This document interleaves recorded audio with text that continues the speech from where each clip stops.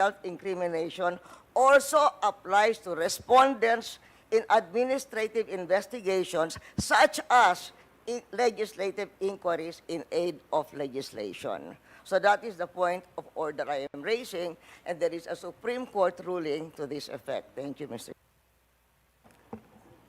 With that, the chair declares 1-minute suspension. Recess.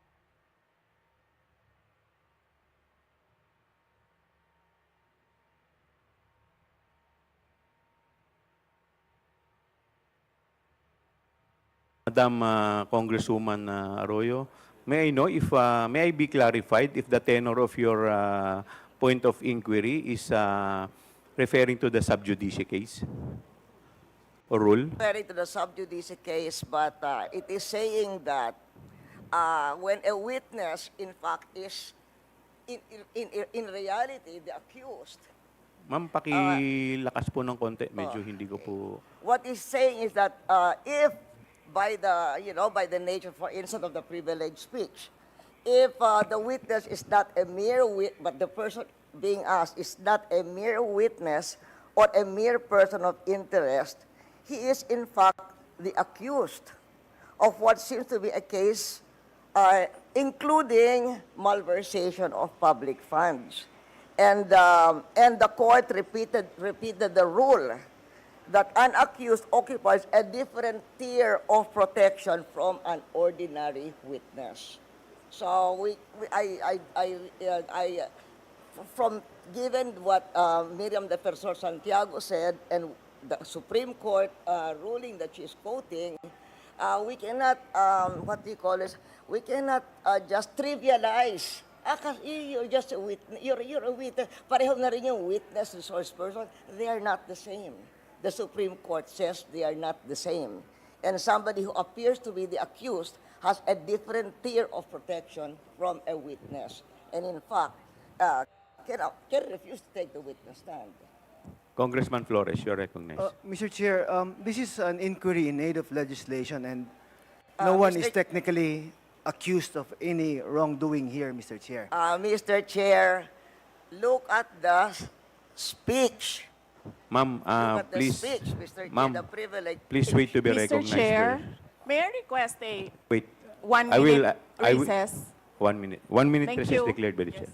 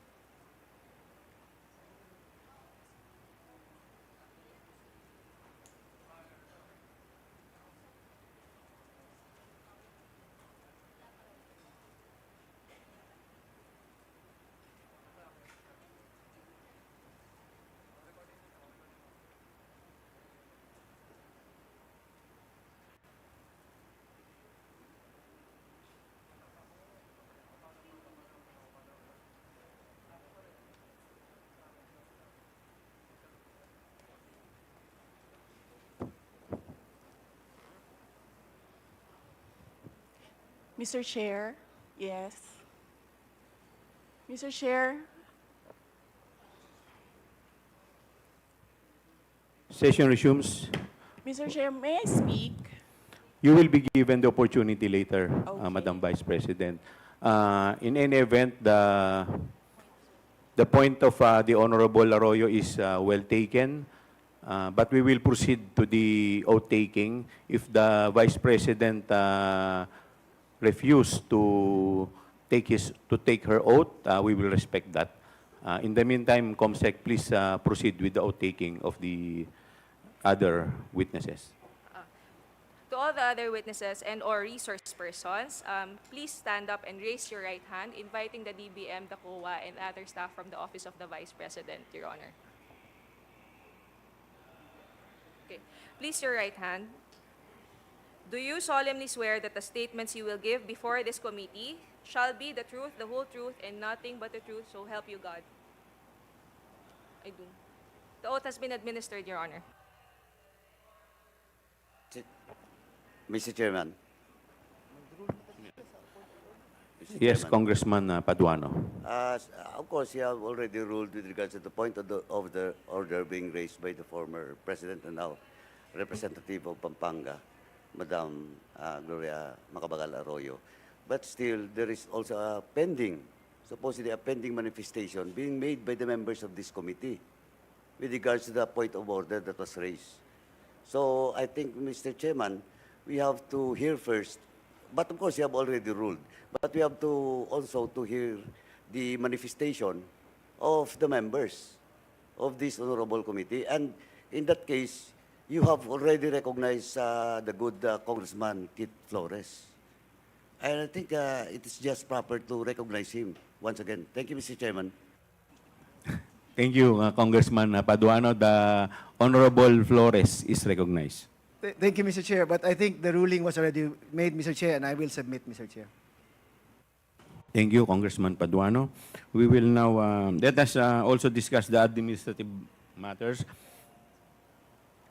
But before we proceed, the Chair would like to recognize the Honorable Bongalon of Ako Bicol, the Mr. Marvin Joshua ano to? Palitik of the Commission on Audit, State Auditor 3. Honorable Marlene Primicias Agabas, Deputy Majority Leader, 6th District, Pangasinan. The Honorable Marcoleta of Sagip. Honorable Micaela Swansing, 1st District, Nueva Ecija. The Honorable Ricardo Cruz, Lone District, Taguig Pateros, and the Honorable Philemon S. Pares of Co-op NATCO.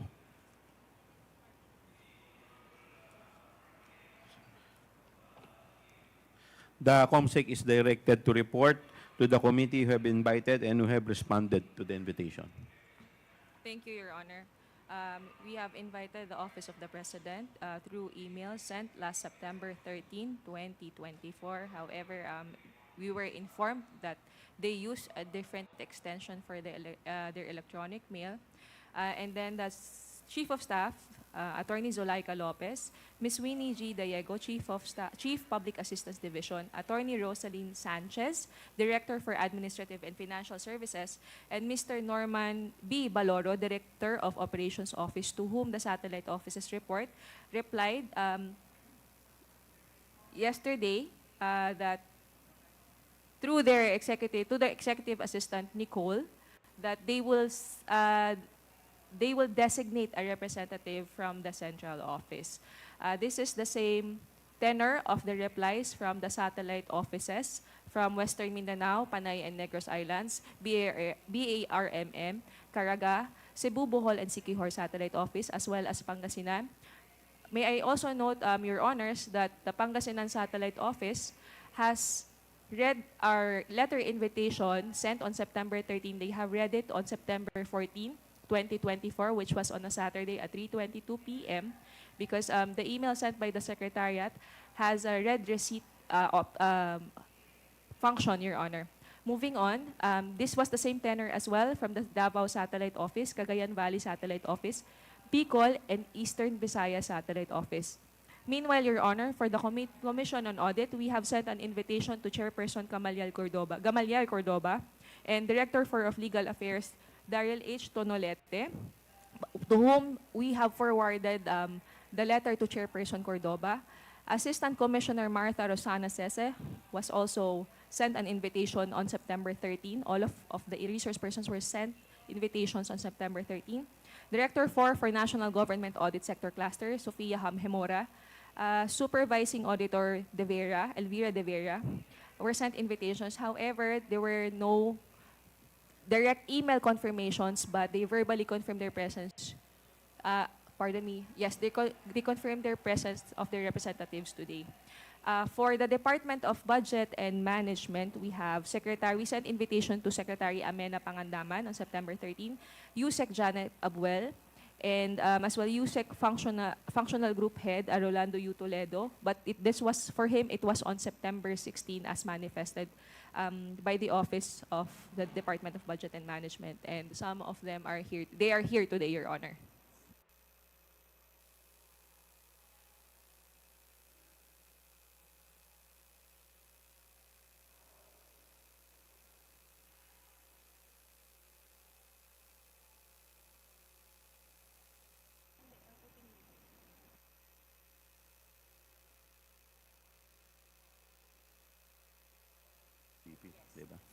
We will now proceed to before we proceed to the interpellation proper, the chair will recognize the Honorable Vice President for her message. Yes, ma'am. You are recognized, ma'am.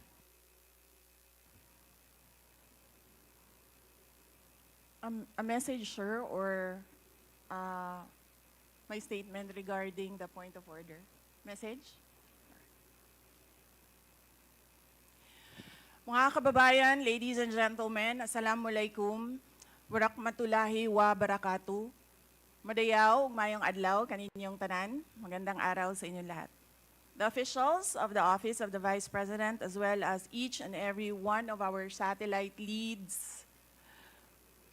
office leads, were in receipt of a letter from the chairman of the Committee on Good Government and Public Accountability dated September 13, 2024, requesting our presence or that of our duly authorized representatives in today's initial deliberation with preliminary determination on privilege speech number 379. In view of the said letter, I am appearing before you today not only as the head of office, but more importantly as the duly authorized representative of all officials of the OVP. Simply because we have not done anything wrong. There is no misuse of funds. If there are audit findings, we shall gladly respond to them before the Commission on Audit. And if there are legitimate cases to be filed, then we shall gladly respond to them before the appropriate courts. In relation to this, may I just say that I take notice of the opening speeches and nasabi doon, there is a determination of misfeasance, nonfeasance, and malfeasance. And those are cases that should properly be taken in the courts of law. What we are witnessing now is no ordinary legislative inquiry. This exercise is a well-funded and coordinated political attack. This much is evident from the very words of the privileged speech that prompted this inquiry. A speech that simply meant to say, do not vote for Sara on 2028. It is clear to me that this inquiry is not about misused funds, accountability, or governance. Instead, it is solely aimed at discrediting my name and my office to prevent future political contests. I have publicly stated my reasons as to why I've chosen not to defend the OVP's budget proposal for 2025. I have narrated the issues I encountered in previous years, which can easily be confirmed by looking at the NEP, the GAB, and the GAA for fiscal years 2023 and 2024. Further, I have even shared the drama that transpired last year regarding the confidential funds. Hence, just as we have done last year, we again leave the 2025 OVP budget to the pleasure of Congressman Martin Romualdez. I am not asking for any special treatment, nor am I asking you to uphold any tradition. There is no disrespect. All I am saying is that you have the complete freedom to do whatever you wish with the OVP budget. If you feel that all the documentary submissions are not enough, then by all means, huwag kayo magbigay ng budget. Sa totoo lang, hindi naman ang budget ang punteriya ninyo. Dahil napakadali naman magtanggal ng budget. What you are trying to do is make a case for impeachment. Hindi naman ako kakandidato sa nalalapit na eleksyon. Hindi ako namumulitika. Ang ginagawa ko lamang ay ang pagtupad sa aking oath of office at campaign platforms na trabaho, edukasyon, at mapayapang pamumuhay. Sinabi ko na noon at ilang beses ko nang inulit na hindi ako ang problema ng bayan na ito. Ang totoong problema ng bayan ay kagutuman, kahirapan, illegal na droga, kriminalidad, terorismo, hindi na sapat na healthcare, kalidad ng edukasyon, kawalan ng plano ng infrastruktura para sa disasters, at marami pang iba. So, you may try to destroy me, you can skin me alive, and throw my ashes to the wind. But let it be known, you will find me unbowed. I will continue to serve the Filipino people no matter the personal cost or political intrigue. Having said that, I will not allow myself to be subjected to an inquiry based on an empty privilege speech just so you can attack me and do indirectly what you failed to do directly during the budget hearings. I therefore request this committee to terminate this inquiry for its clear lack of any proposed legislation or substantive matter for discussion. Shukran.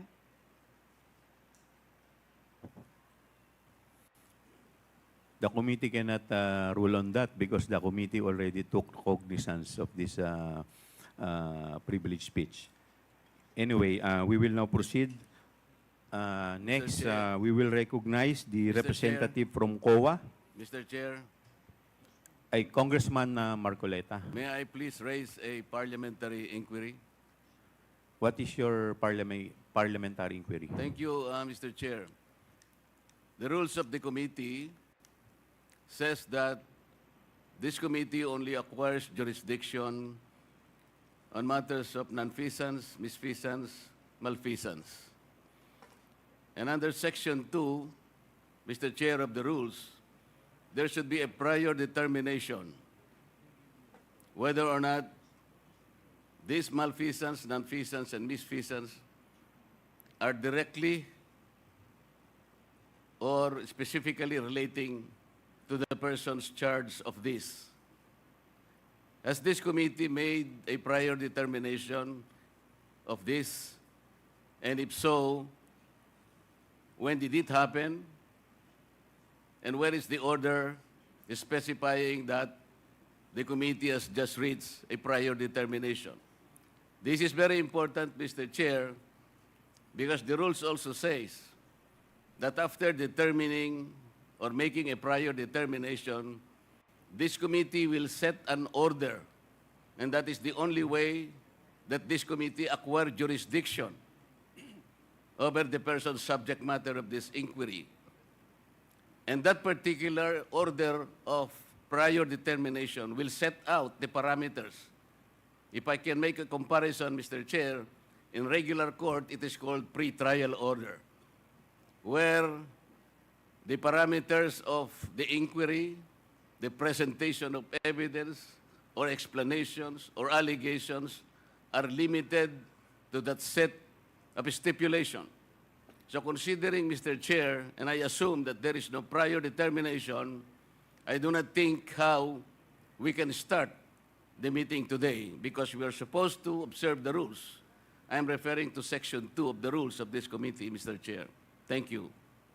Thank you. To answer that, Congressman Marcoleta, we have already ruled on the preliminary determination a while ago.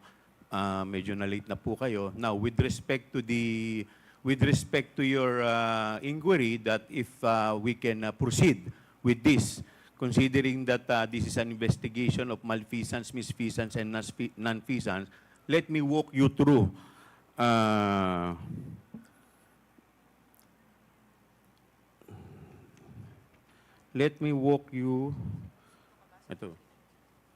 through the definition of good government and public accountability. It provides that all matters directly and principally relating to malfeasance, misfeasance, and nonfeasance in office committed by officers and employees of the government and its political subdivision and instrumentalities, inclusive of investigations of any matter of public interest on its own initiative or upon order of the House. For the information of everybody, the issue on confidential fund is a matter of public interest.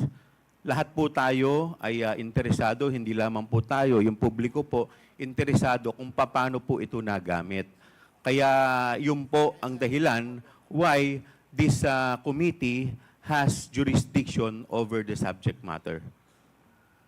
But Mr. Yes, Chair, Congressman Marcoleta. Mr. Chair, under Section 5, there should be a record of preliminary determination. It says that the proceedings in the preliminary investigation or determination shall be recorded through stenographic notes. What you were mentioning are motu proprio cases.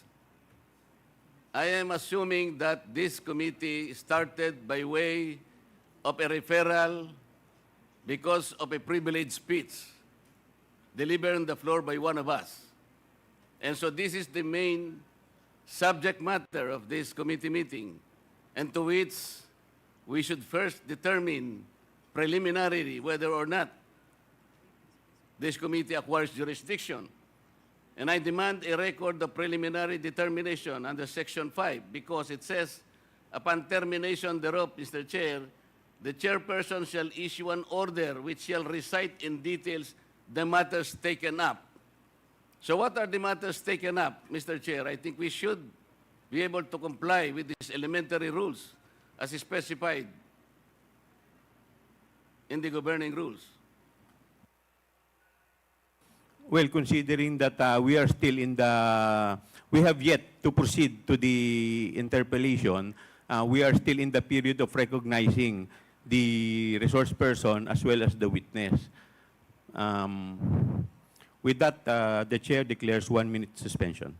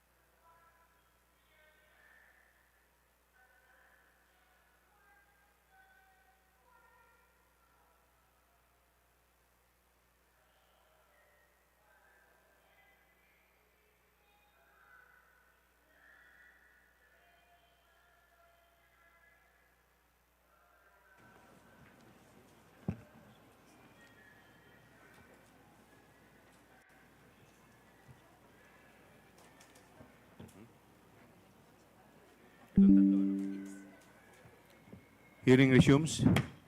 The chair would like to recognize the Honorable Luistro Gerville of Batangas 2nd District, Honorable Paul Dasa, Senior Deputy Minority Leader of 1st District, Northern Samar, the Honorable Roel Daniel Manuel of the Kabataan Party List.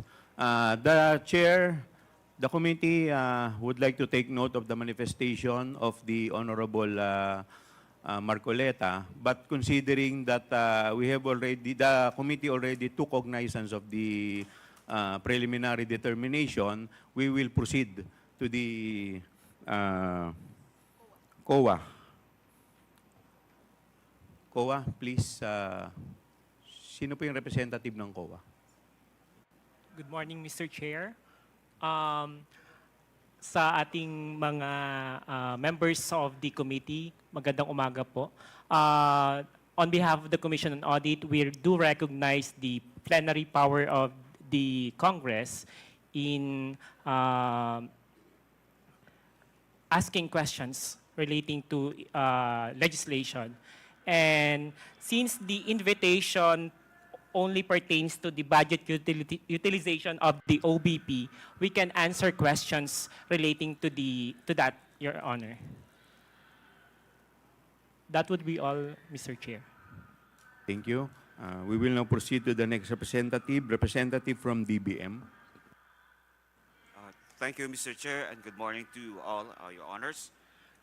Yes, by the invitation of the Committee on Good Government and Public Accountability, we are here to provide information on the Office of the President's budget in the calendar year CY 2022 to 2024 budget utilization and performance, compliance with the GAA, including fund transfer and budget realignment, as well as the agency's program projects and activities, among others.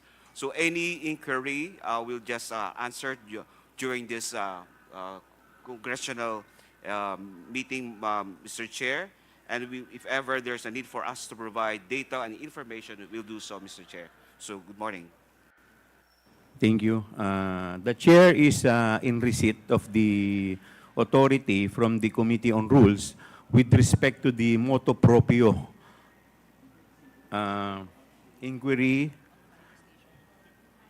on the manifestation of Representative Jinky Luistro during the budget hearing of the Department of Education in the Committee on Appropriation on September 10, 2024. But we will proceed with the preliminary determination later. In the meantime, we will proceed to the interpellation with respect to the privileged speech of Congressman Valeriano. Before we proceed, we will set rules. We will set certain rules or parameters. We will limit the interpellator to 5 minutes.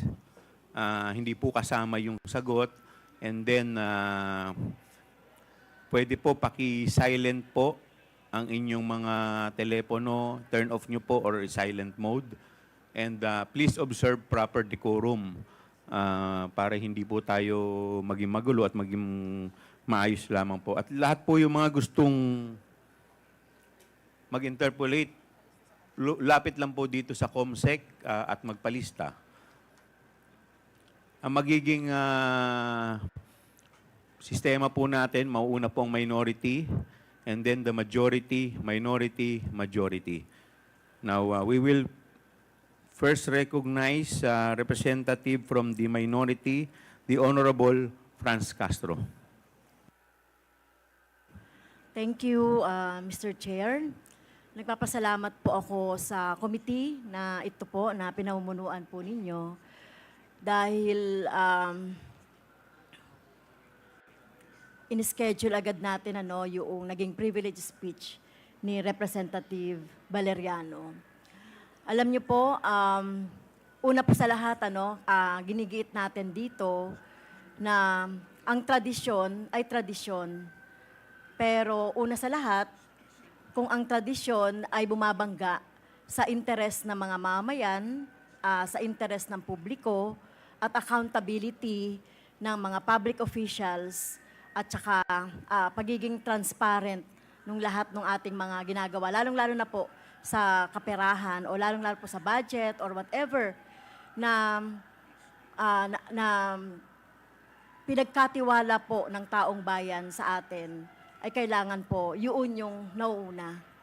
Kaya nagpapasalamat po ako na dahil ito po yung magsiset, no, noong mga pwede nating magawa sa rules, mabago sa rules, pwede nating in aid of legislation, lalong-lalo na pinag-uusapan natin ang confidential funds and intelligence funds or confidential funds dito sa Office of the Vice President. At ito ay inaasahan ko na magsiset itong gagawin sa katapusan nitong nitong hearing na ito, yung magsiset talaga na kung dapat o hindi dapat mabigyan ng confidential funds ang ating mga national government agency. At kung meron man, depende kung ano po yung magiging resulta ng inquiry na ito, ay mapahigpit natin, no? Yung kung meron man, kung magde-decide later on na may confidential funds pa rin, magde-decide pa rin na magiging mahigpit, no, yung paggamit ng confidential funds. Okay, so dahil hindi naman po nag-oath yung Vice President, Mr. Chair, ang akin na lang mga tanong ay tatanong ko na lang po sa DBM at saka sa COA. Okay, so inaasahan natin, no, na magsasabi kayo ng totoo. So yung first question ko po sa DBM, yung pong, by the way, I manifest second round kung matatapos ko na yung 5 minutes, Mr. Chair. Sige po. Yes. Okay. So, nung 2022 po na budget ng Office of the Vice President sa DBM, Mr. Chair, meron po ba ditong nakalagay na line item for confidential funds? Please address the chair Mr. when Chair, answering. Mr. Chair. Sorry, Mr. Chair. Yeah. Sa DBM po, please, you are, Yusek Toledo, you are recognized. Yeah, Mr. Chair, yes, there is no line item for confidential fund, but there is a program that item under that program po na ginagamit po yung confidential fund po. I'm not satisfied with the answer. Ang tinatanong ko lang po, meron bang line item doon sa budget ng Office of the President na confidential fund? Meron po bang line item po? Yes or no? There is no, Madam Chair, Yes. Mr. Chair. Okay. How about noong 2023, budget of the Office of the Vice President? Is there a line on about confidential funds? There is, Mr. Chair, there is a line item for Magkano po, Mr. Chair, yung confidential funds of the Office of the Vice President for 2023? 500 million, Mr. Chair. Okay, you're correct. Kasi nandito naman, meron naman tayong dyan. Okay, so kung i-compare natin, Mr. Chair, yung Office of the Vice President budget, GAA 2022 and GAA 2023, so makikita natin agad-agad yung difference.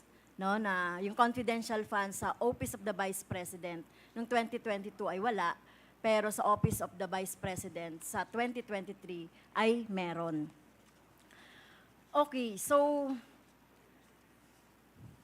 paano po nagkaroon ng 125 million na confidential funds ang Office of the Vice President noong 2022, Mr. Chair, sa DBM?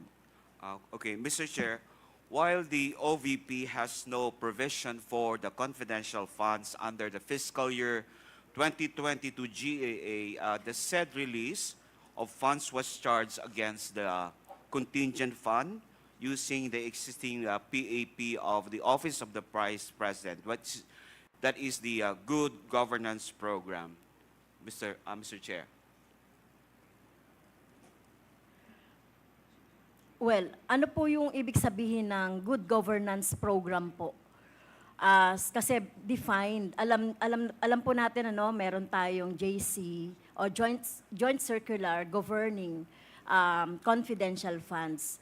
So, can you elaborate on good governance, Mr. Chair, yung binabanggit ninyo po?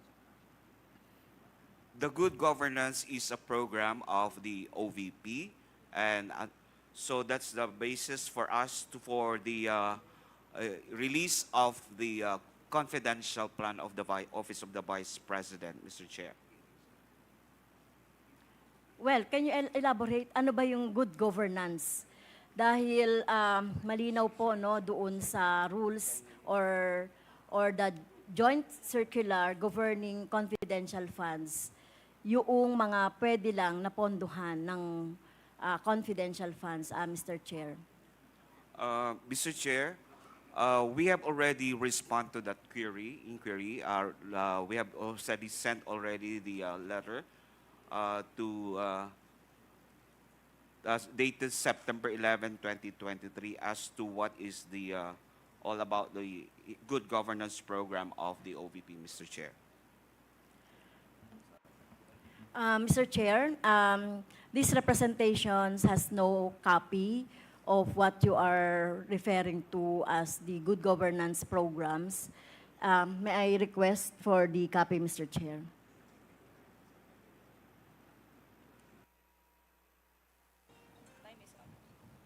Please take note of the manifestation of Congressman Castro Comsec. Would you like to respond, Comsec? Your Honor, as to the part of the committee secretariat, we have not received a document from the Department of Budget Management. We have sent an invitation on September 13. We are not in receipt of a position paper or any document dated September 11, Your Honor. It might be a different committee. Okay, but just the same, yes, I may respond to the inquiry as far as what is all about the good governance program, particularly the good governance engagement and social services projects. This is in consideration of the urgency of the safe implementation of various projects and activities of the Office of the Vice President across its satellite offices for the last, the conduct of its official engagement and functional representation in international and local events, the implementation of various projects and activities relevant to national security and peace and order, and implementation of the same with proper security and safety protocols for the benefit of the institution, Mr. Chair. Thank you, Mr. Chair. Ma'am, you only have 1 minute. 1 minute. Please wrap up your... Sige. So did the Office of the Vice President in 2022 asked for a budget for confidential funds for the DBM? Your Honor, Mr. Chair, for 2022, there is no request for the confidential in the budget, but we have, as mentioned, they have requests for the chargeable, we have requests for 2022, but that was charged to the contingent fund. There was a, so may request po ba o wala? Doon sa proposed budget for 2022, wala po. Pero saan po kinuha yung 125? Sinasabi nyo kanina, Mr. Chair, ay doon sa contingent fund. So, hindi po ba kapag merong request for a lump sum o merong ibibigay yung or pagkukuhanan yung lump sum, dapat may request? Okay. So, Yes, Mr. Chair. So during the implementation of the fiscal year 2022 budget, there was a request coming from the Office of the Vice President to release an additional requirement for the fiscal year 2022 budget. Basically, hindi lang po yung confidential plan, but also for some PS and MOE requirements. Now, this was... Pinag-uusapan lang natin yung confidential Okay. funds. So, Mr. Mr. Chair, Chair. yes, there was a request coming from the Office of the Vice President during the implementation of the budget in that year. So that's why in... So, Mr. Chair, may I cut you on that with due respect? So may I ask, Mr. Chair, the request? Last Yes. question, please. So, second down na lang ako, Mr. Chair. May I ask the DBM, Mr. Chair, the letter request from the Office of the Vice President? So, yun na lang, Mr. Chair, at itutuloy ko na lang po mamaya.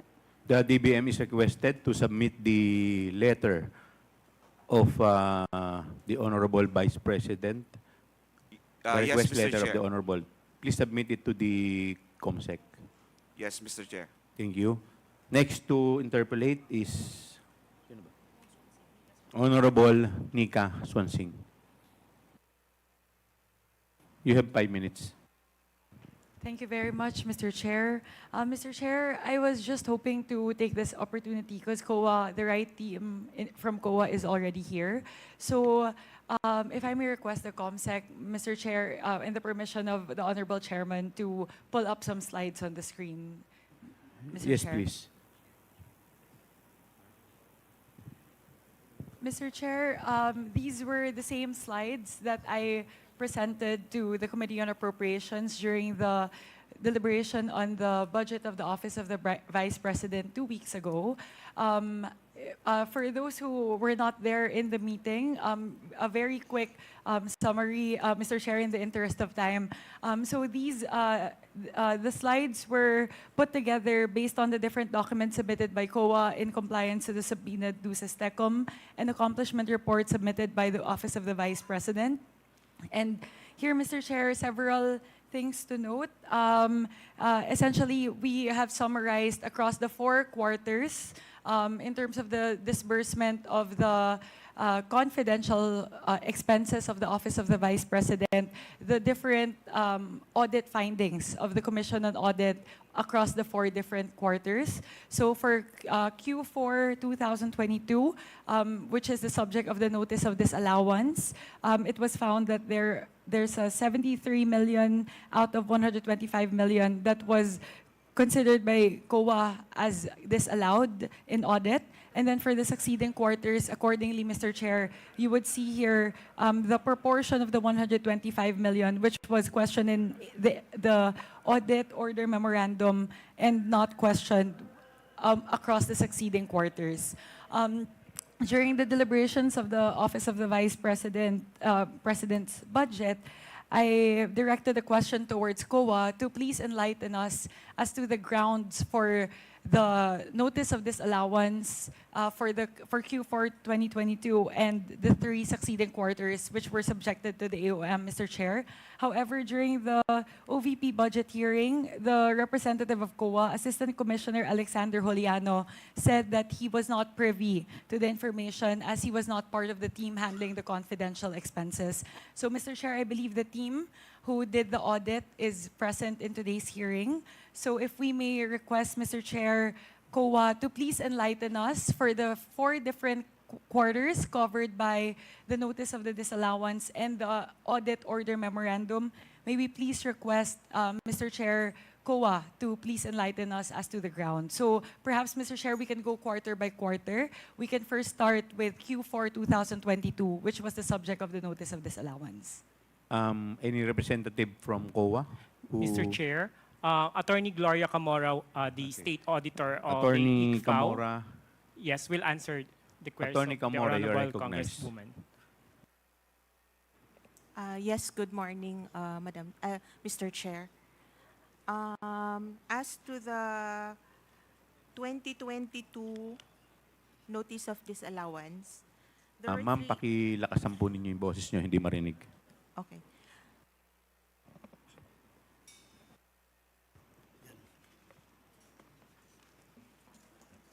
There were 3 items that are part of the notice of disallowance.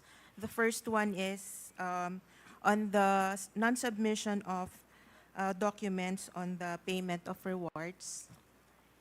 The second one is charging some items that are not compliant under the rules joint circular.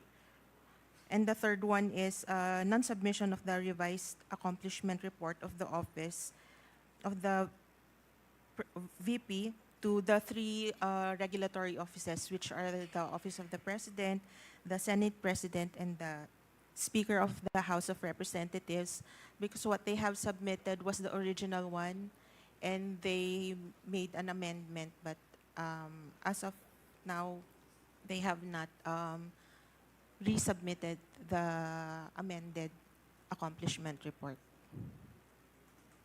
Mr. Chair, if Please proceed, COA may Congresswoman please Swansea. enlighten to explain to us, because it seems a little bit technical po, as to how it was explained by COA. Kung pwede po maipaliwanag po sa atin in non-technical terms as to the grounds for the disallowance po. COA, paki-simplify po. Please explain it in layman's term.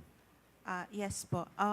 Basically, the disallowances is because hindi po sila nag-submit ng required na documents under the joint circular.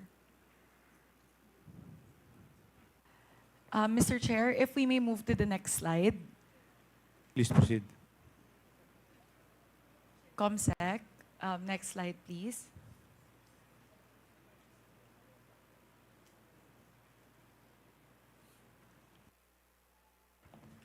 Here, Mr. Chair, shows a breakdown of the different expense items listed in the accomplishment report for Q4 2022 and the 3 succeeding quarters, which were the subject of the AOMs. Mr. Chair, I would like to again throw the question to COA, because it seems to me, I am not an auditor, so it seems to me that across the 3 succeeding quarters, the categories that were flagged as questioned in the AOM are similar across the 3 succeeding quarters. So, pare-pareho po yung naka-orange po. Payment of reward, yung provision of medical and food aid, at saka po payment of incentives or traveling relative to the confidential operation. So, Mr. Chair, if I may request COA to please enlighten us as to the reason why these categories seem to be repeatedly flagged across the succeeding quarters under audit. COA. Yes, Mr. Chair.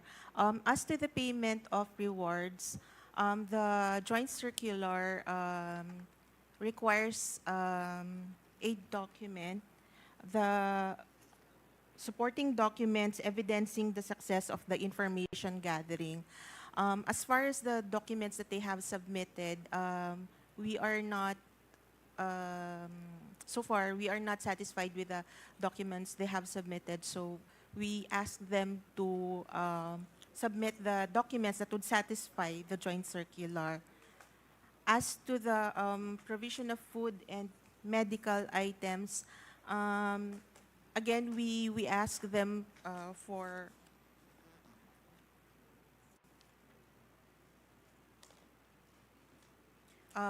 an explanation, since by themselves, food and medical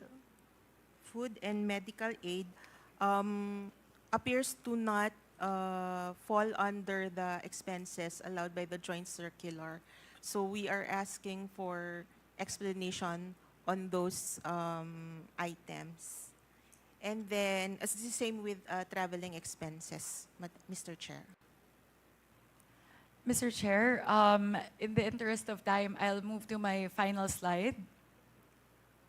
You still have 1 minute. Okay, thank you, Mr. Chair. Clarificatory question sa Mr. Chair, kasi at least nandito na ba yung team sa COA. Last slide, please, ComSec. Here, Mr. Chair, I would like to ask COA, because very interestingly po, isa po sa mga napansin natin is the length of disbursement for the 125 million across the different quarters po. Meron po ba na information yung COA as to how how the disbursements were done in terms of the speed by which the disbursements were done. Like for example po, the 125 million in December were spent in 11 days as opposed to in Q3 2023 po, wherein it was spent in 79 days. So kasi po, one thing that we can see as well in the previous slide is regardless of the length of the disbursement or the speed of the disbursement or the areas of surveillance, if you can move to the previous slide, Comsec. Ito po. The numbers of areas under surveillance are different, and the speed of the disbursement is different as well. But it seems like the expenditure patterns are very similar po across categories and across the different quarters. So, meron po bang nakita yung COA with regards to that po, Mr. Chair? Please wrap up your questions. Pakisagot na lang po, tapos na po kayo. Mr. Chair, since we were given the data on the areas and they have also submitted the evidences of payments, we did not conduct a study on the speed by which the frequency of the payments, as long as we were satisfied with the number of areas that they have served. So if we can average it based on that, the number of areas, I think it is possible to be spending the said amounts. Mr. Chair, final question na lang Okay, po. last question. Because the AOMs were issued po in February 1, 2024 for the first AOM, and then the second AOM po on August 8, 2024. Reading through the AOMs po, the Office of the Vice President is given 15 days to respond to the AOMs. I believe the first one has been responded to in April. So meron na po bang response doon po sa August 8 na AOM?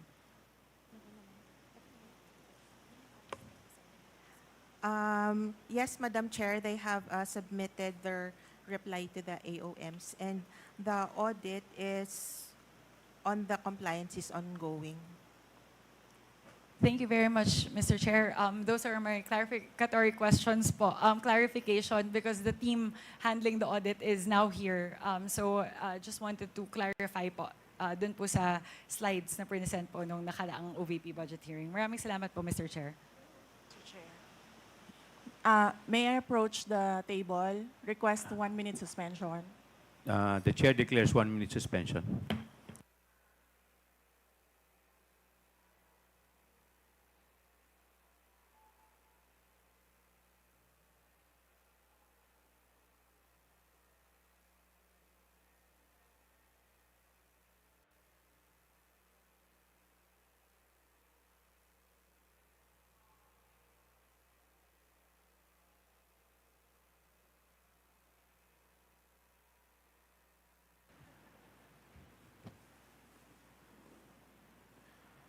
Session resumes. Mr. Chair, may I request... The Honorable Vice President is recognized. Thank you. May I request to leave the inquiry? Ma'am, pwede naman po, considering na hindi naman din po kayo naka-oath and alam naman po namin, marami rin po kayong ginagawa. The Vice President is excused. Thank you. Thank you po, Thank you, ma'am. everyone. Good morning. 1 minute suspensions declared by the chair.